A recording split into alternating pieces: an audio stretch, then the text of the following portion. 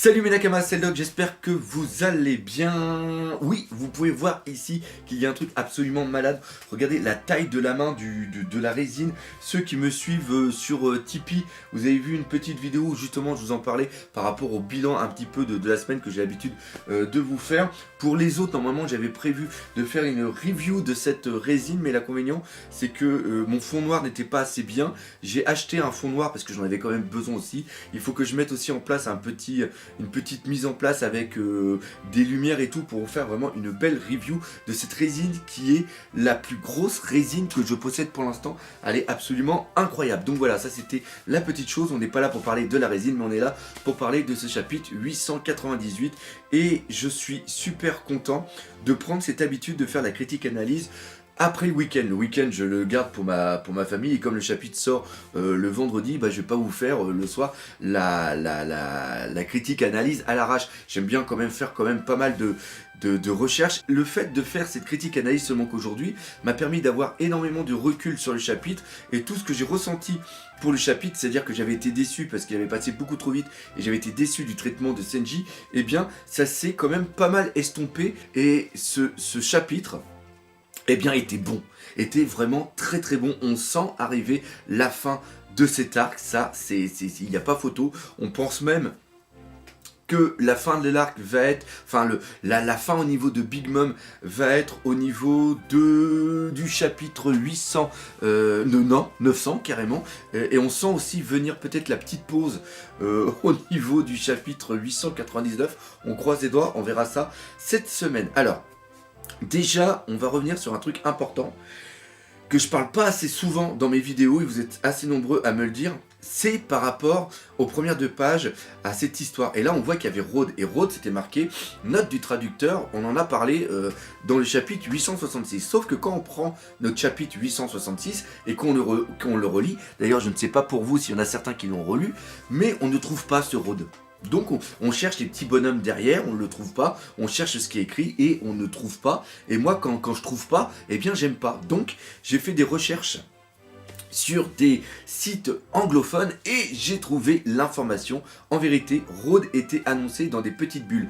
À un moment, ils annoncent qu'il y a la naissance de Loki et ils disent qu'il y a des personnes qui ont été, que c'était Rhodes justement et aussi Goldberg. Et quand on prend la traduction française qui est faite par justement Scantrad, eh bien ils avaient traduit ça autrement. Ils avaient pris Rold, Gold et je sais plus c'était quoi le troisième nom, mais ils avaient annoncé 3 personnes alors que normalement il y en a 2. Et c'est ça qui est assez marrant, c'est-à-dire qu'on a les informations, mais un petit peu partout sur le net, il faut vraiment chercher. Donc voilà, je sais pas si parmi vous, il y en avait certains qui avaient eu cette information, mais il semblerait donc que si on suit cette logique, le prochain serait peut-être Goldberg par exemple. Donc on verra, on croise les doigts et je maintiens que on va revoir la petite amie justement de Big Mom qui était Gert. Je crois que c'était un prénom comme ça. Donc voilà, ça c'était la petite information par rapport à ce géant parce que je sais pas pour vous mais je reviens là-dessus. J'aime pas laisser des trucs comme ça qui n'aient pas d'explication. Moi ça me gave. Si on marque un truc, faut expliquer, faut aller au fond des choses. Donc voilà le petit truc. Donc maintenant on va parler un petit peu de ce chapitre dans la globalité. Donc comme je l'ai dit tout à l'heure, ce chapitre était bien, mais il était beaucoup trop court et j'étais déçu du traitement des Senji. Donc on va reprendre un petit peu ces deux choses. Premièrement, il était court, pourquoi? Parce que quand j'ai fait la réaction live, et vous avez été hyper nombreux aussi à me le marquer dans les commentaires, vous l'avez aussi ressenti, ce chapitre qui était hyper rapide et qui avait un petit goût de déception. Déjà, c'était que axé au niveau du combat. C'était l'arrivée des Vinsmoke, donc on a les 3 frères qui ont été mis en action et aussi la petite sœur et ça a été super bien fait. Il n'y avait pas beaucoup de pages mais il y avait beaucoup de doubles pages. Il y avait 3 doubles pages dans ce chapitre et quelle double page. Mais c'était des trucs absolument de fou et chaque double page a mis en évidence un frère. Et c'est dingue parce que pour que Ichiro Oda fasse une double page, souvent les doubles pages qu'il fait, c'est pas pour rien, c'est pour montrer un élément important, c'est pour mettre en place une situation importante. Et là, il les a donnés qu'au Vinsmoke. C'est un truc de fou. Et par rapport à la construction qu'on avait eue dans les chapitres précédents, on attendait tous le moment de gloire de Senji. Et quand on a vu les frères arriver et qu'on a vu à chaque fois Senji s'enfuir, on a été déçus. C'est normal qu'on soit déçu. Alors, il y en a certains qui, dans les commentaires, parce que je l'ai dit, il y en a qui disent oui, mais il faut comprendre que Senji, son but, c'était de s'enfuir, que les frères étaient là justement pour arriver. Il y a aussi un petit peu la symbolique de la famille. Même s'ils le détestent, ils sont là pour le protéger. Et même s'ils disent que c'est pour niquer la gueule de Big Mom, il y a aussi, ils sont reconnaissants aux Mugiwara de les avoir sauvés. Ça, c'est vraiment important. Même si ce sont des pourritures, ils ont quand même un code d'honneur qui est vraiment important. Ça, c'est un code d'honneur aussi qui est repris dans les Pirates 100. On l'avait aussi un petit peu entendu. Mais il faut savoir que Senji, pourquoi on comprend le travail d'Ichiro Oda. On n'est pas des abrutis, on n'est pas des fans lambda qui veulent des coups spéciaux, des power-up toutes les pages, des trucs comme ça. Mais on comprend que tout ce que met en place Ichiro Oda, ça aura une importance plus tard. Mais l'inconvénient, c'est que on aime Senji. C'est ça le truc. Je sais pas pour vous, mais moi j'ai mal pour lui. Depuis son arrivée dans le Nouveau Monde, il a pas eu ce petit truc. On nous avait annoncé l'année de Senji, et on l'a eu l'année de Senji. On l'a pas eu par rapport à de la badassitude, mais on l'a eu par rapport à l'histoire. On a pleuré pour lui. Ça, c'est vraiment important. On reprend son flashback, on reprend le combat qu'il y a eu contre Luffy. On a eu énormément d'émotions qui ont été véhiculées à travers Sanji. Et pour ça, je remercie Ichiro Oda. Mais l'inconvénient, c'est que depuis l'arrivée dans le Nouveau Monde, Senji, pour les gros fanboys de lui, dont je fais partie, hein, moi je l'adore ce personnage, on attend quelque chose. Parce que c'est aussi pour ça qu'on lit le shonen. Et l'inconvénient, c'est que quand on reprend un petit peu quelques trucs, au niveau de l'île des hommes poissons, bah, ça a été un petit peu relayé parce que le combat qu'il a eu, il était avec Jinbei. Après, au niveau de Punk Hazard, il a eu quand même quelque chose contre Vergo, mais on voit que sa jambe a été fissurée. Et quand on voit après le combat qu'il y a de Smoker et aussi de l'eau contre Vergo, on aurait pu attendre plus au niveau de Senji. Parce que le petit échange qu'il y a eu a été hyper rapide et ça a été quand même assez décevant. Quand après on prend l'arc Doflamingo, enfin l'arc Dressrosa avec Doflamingo, il combat Doflamingo, enfin il s'interpose, mais il se fait totalement, mais enfin en un sens c'est normal, hein, Doflamingo il a un niveau hyper élevé, mais il aurait dû... Même si Doflamingo dans sa bouche il dit tu es quand même assez puissant, je rappelle plus les mots exacts qu'il utilise, eh bien il y a quand même quelque chose qui manque, il y a quelque chose qui va pas. Après il a eu encore une fois un petit moment de gloire au niveau de Zou quand il est contre Ship-Head Sama, mais Ship-Head Sama c'est qui? C'est un mec c'est un mec lambda, c'est un mec lambda. Donc voilà, et on attendait tous cet arc Toadland où on voyait, moi j'étais le premier aussi, l'un des premiers à le dire, contre Oven. Oven a le pouvoir du feu, Senji a le pouvoir du feu, même contre Perospero, où je vous avais dit justement, il a le truc des bonbons, on voit que quand il tient sa tasse, il a la main qui fond à cause justement de la chaleur. Donc il y avait vraiment quelque chose à faire ici, c'était de la nourriture, Senji travaille aussi la nourriture, enfin il y avait quelque chose, et c'est ça qui manque. On veut voir notre ami, on demande pas des trucs absolument dantesques, on demande pas qu'il se transforme en un démon de feu, on demande pas qu'il travaille, mais on demandait une double page comme il y a eu pour ses frères. Ses frères ont eu leur double page, pourquoi Senji n'aurait pas sa double page? Et je veux qu'il l'ait la semaine prochaine, je le veux. Parce que franchement, je vais être déçu. Alors, et je veux qu'on comprenne que c'est pas un désir de fanboy complètement débile qui ne comprend rien à la narration. C'est seulement qu'on aime un personnage et que c'est toujours un plaisir d'avoir...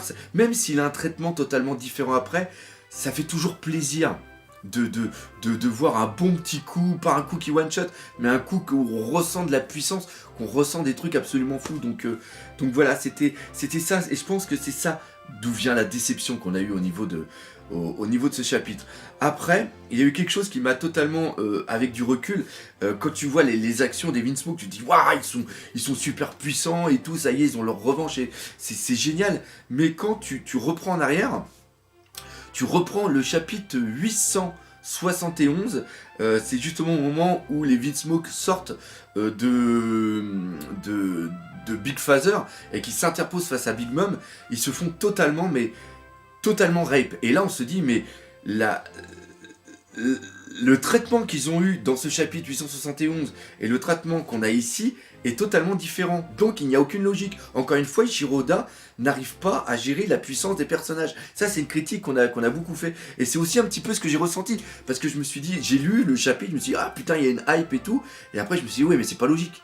C'est-à-dire qu'encore une fois, Eiichiro Oda est en train de nous mentir et ça c'est pas bien. Sauf que quand tu reprends les chapitres en arrière, tu t'aperçois qu'il y a quelque chose qui est totalement différent. T'avais les 3 frères qui étaient sortis pour faire justement barrage, pour permettre à comment il s'appelait, César de pouvoir partir. Il y avait Perospero qui avait fait le Candy Wall. Justement les 3 frères ont foutu leur attaque pour défoncer. Et après il y a eu un problème, c'est-à-dire qu'il y a eu Jadji qui est intervenu contre Big Mom et il s'est fait totalement décalquer la gueule. Et contrairement à ce que beaucoup disent, je ne pense pas qu'il soit mort. Je pense qu'il est encore dans les bateaux, qu'il est peut-être en train justement de combiner cette bataille navale pour permettre aux Mugiwara de partir. Mais ce qui est vraiment important, c'est qu'au moment où, dans le chapitre 871, où Jadji Papune se fait totalement décalquer la bouche par Mamune, eh bien, il y a 2 réactions. Il y a les réactions de Ichiji qui lui dit non, il faut continuer. Donc il part directement latter la bouche de Katakuri. Katakuri qui est le dernier rempart contre la fuite de César. Et après tu as Niji et Yonji qui eux disent papa et vont vers Big Mom. C'est-à-dire que quand le chapitre 871 se termine, juste avant que le Tametebako n'explose, on a l'action de Katakuri qui tient dans la main Ichiji, oui, c'est ça. Et comme Katakuri voyait le futur et peut-être que Ichiji n'avait pas cette information, c'est pour ça qu'il a perdu. Il y a peut-être aussi un niveau de puissance qui est différent entre les deux. Ça, je ne veux pas du tout le remettre en question. Cependant, quand tu vois Yonji et Niji totalement battus, ils sont battus par Big Mom parce qu'ils sont partis aider leur père. Ils sont partis combattre Big Mom. C'est normal qu'ils se fassent décalquer la bouche. C'est totalement normal. Il n'y a aucun problème de rapport de force. Là, ici, on va remettre un petit peu dans le contexte. C'est-à-dire que même si Daifuku et Oven sont les frères jumeaux, enfin jumeaux, ils font partie de la même naissance que Katakuri. Katakuri est à un niveau tellement plus élevé que les autres que ça devient totalement dérisoire.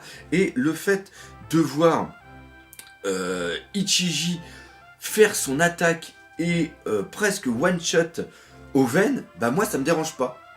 Parce qu'on voit de la puissance dans le personnage. Et peut-être qu'il a le niveau, peut-être que par rapport à sa prime, et encore une fois ce ne sont que des primes, peut-être que la puissance de Oven a été vraiment surestimée. Parce que quand on voit ce qui se passe juste avant, il n'arrive pas à retenir Capone qui s'en va. Franchement, il a eu un traitement où il fait un petit peu passer pour un bouffon. Même si ce n'est pas un bouffon, on est dans le nouveau monde et les mecs sont assez puissants. Mais on a quand même Ichiji. Ichiji, c'est le frère aîné et on a toujours vu du respect de Niji et aussi de Yonji par rapport à lui. Donc, ça, pour moi, il n'y a pas de problème. Après, quand on voit l'attaque de Yonji, il s'attaque à des mecs lambda, et quand on voit la vitesse de Niji, c'est parfaitement normal. Ça avait été montré quand il y avait eu le combat justement contre Senji, et son pouvoir est lié à la lumière. C'est lié pas à la lumière, je me suis trompé, c'est lié à l'électricité, justement, on en reparlera tout à l'heure, et justement, l'électricité est quelque chose qui se conduit très très vite. Donc encore une fois, cette vitesse, cette puissance, dire qu'il est plus rapide, par exemple, que Senji, il n'y a aucun problème par rapport à ça. Mais peut-être que Senji est plus puissant que lui. C'est encore ça. Et il ne faut pas sous-estimer Senji. Senji est en train de protéger son capitaine. Senji se fait tirer dessus. Senji, on le voit blessé et il a qu'un seul but, c'est déposer Luffy et le protéger au niveau du Sunny. Par contre, une fois qu'il sera sur le Sunny, on ne sait pas ce qui peut se passer après. On ne sait pas ce qui peut se passer. Moi, je suis plus quand même dans... Même si je veux l'action, je pars quand même sur un départ, vu que les frères vont continuer à défendre, ou peut-être ce qui serait vachement beau, ça serait un baroud d'honneur, comme il y en a beaucoup qui l'ont dit aussi, que Jadji lui envoie, ou que sa sœur lui donne sa tenue, après qu'il ait une tenue jaune. pourquoi pas, on dirait non, pourquoi pas. Le fait aussi qu'il n'ait pas cet exosquelette m'énerve énormément, mais enfin bref, on ne sait pas encore quel va être le traitement de Senji. C'est ça le truc qui m'énerve un petit peu. Enfin bref, vous l'avez parfaitement compris. On va revenir maintenant, vu qu'on a parlé d'Evil Smoke, on va parler des derniers trucs au niveau de cette famille. C'est tout simplement les différentes attaques qu'il y a eu. Premièrement, au niveau de Ichiji, il y a le terme Valkyrie. Valkyrie, comme je vous l'avais dit, c'est justement cette guerrière de la mythologie nordique qui a été repris aussi. Il faut savoir que Hitler, quand il a voulu créer son troisième Reich, il a voulu créer une nouvelle mythologie et s'est énormément inspiré de la mythologie nordique, et donc les Valkyries avaient une place dedans. Et il faut aussi savoir qu'il y avait un petit truc que j'ai oublié de vous dire, mais en 1944 il y a eu aussi l'opération Valkyrie. D'ailleurs il y a eu un film qui était assez sympa avec Tom Cruise, hein, oui, même si il fait quand même des bons films, et justement c'était l'opération Valkyrie qui visait justement à tuer Hitler. Et donc là on a encore une petite référence par rapport justement au Germa Allemagne, là aussi un petit peu l'aigle, le truc nazi, et aussi l'opération Valkyrie qui vise à détruire une personne très très haut placée. Là on revient un petit peu dans le même truc, c'est-à-dire la grosse attaque pour tuer. Donc voilà, Valkyrie, on reprend un petit peu la référence. Après Niji, lui c'était par rapport à Henri, c'était, je me rappelle plus le nom de l'attaque, je vous fais ça de tête, mais par contre le Henri, c'est déjà, alors ce qu'il faut savoir c'est que dans le chapitre où on a le combat entre Niji et Sanji, il utilisait déjà le mot Henri, et je vous l'avais dit à l'époque, ça c'est tout simplement par rapport à la référence, pourquoi il utilise le mot Henri, c'est pas Henri IV ou d'autres Henri, c'est tout simplement Henri Joseph qui a découvert, je crois, l'induction. Enfin, un truc par rapport à l'électricité. Donc, encore une fois, il y a une petite référence qui est ici. Yunji, alors Yunji, j'ai eu du mal. Il y en a beaucoup qui m'ont vu, ils m'ont pas compris pourquoi j'avais autant bugué. Ils ont un exosquelette en métal. C'est pas pour ça qu'ils peuvent allonger leurs bras. C'est-à-dire que moi j'étais surpris qu'ils puissent allonger leurs bras, qu'ils puissent allonger ses doigts et tout. Même si quand il s'est pris un coup de marteau, qu'il s'est remis la tête en place quand justement il avait reçu le coup contre Senji, on comprenait un petit peu le truc. Là le fait de le voir comme ça, ça fait un petit peu penser à des cyborgs. Et qui dit cyborg dit obligatoirement Franky. Et je vois vraiment plus tard avoir Franky qui va parler avec Vegapunk. Je le vois par rapport au truc mécanique et tout ça, c'est un truc qui arrête pas de traîner depuis très très longtemps. Je vous en avais déjà parlé il y a longtemps dans ma tête, donc voilà, on note ça sur un petit morceau de papier, on met ça dans le coin, et si ça se passe un jour on pourra dire tiens, ce que j'avais dit à l'époque c'était pas très con. Et l'utilisation de Danton, donc après j'ai fait mes recherches, et oui, l'utilisation de Danton est bien par rapport à la guillotine, et c'est bien le Danton français qui est utilisé en termes de référence. Et après bien sûr pour notre petite réjoue, c'est tout simplement par rapport à l'abeille. L'abeille, on sait qu'elles ont plus ou moins de poison au niveau de leur dard, et que certains peuvent être hyper létales. Donc voilà, c'est le petit truc. Et ce qui est vraiment important, c'est qu'elle arrive à absorber le poison, comme on l'a vu dans certains chapitres, et elle arrive aussi à l'utiliser. Et chose que je n'avais pas percuté, mais il semblerait que dans le magazine volume 1, il faudra que je reprenne, que contrairement aux autres, c'est-à-dire que contrairement à Niji, Ichiji et à Yunji, eux n'ont pas de fruit du démon, mais c'est une amélioration génétique qui a été faite pour eux. Et bien il semblerait que Reiju est un fruit du démon. C'est con, hein. On a peut-être cette information depuis longtemps, mais je l'avais complètement occultée de ma mémoire.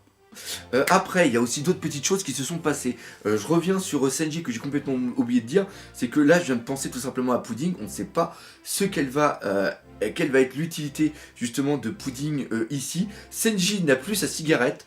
Ça c'est quand même assez important à dire. L'autre chose qui était aussi vraiment sympa, c'est Brûlé qui annonce à tout le monde que Katakuri s'est fait latter la bouche. Et ça a été annoncé en hurlant. Il y en a qui ont remonté l'information parce que Mondor était au courant, il a entendu dans son Denden Mushi. Et si Mondor l'entend, ça veut dire que Morgan l'entend, et ça veut dire que aussi le CP0 est au courant avec Stussy. Donc on va avoir une augmentation de prime, donc on va avoir quelque chose de très important, du gouvernement mondial contre à la rêverie. Je le vois peut-être venir, c'est-à-dire qu'à la rêverie, on va annoncer justement que Big Mom a presque été défaite par l'équipage des Mugiwara, et là, il y a le roi d'Alabasta, l'île des hommes poissons, Dressrosa et tout ça, qui vont justement commencer un petit peu à péter les plombs contre le gouvernement mondial, et vont prendre la défense de Luffy. Donc voilà, ça pourrait être encore une fois une très très bonne information, un très très bon truc. Encore une fois, le fait que Ichiro Oda montre que Brûlé annonce ça comme ça, ce n'est pas pour rien. Donc encore une fois, il y a un tenant et un aboutissant à la chose.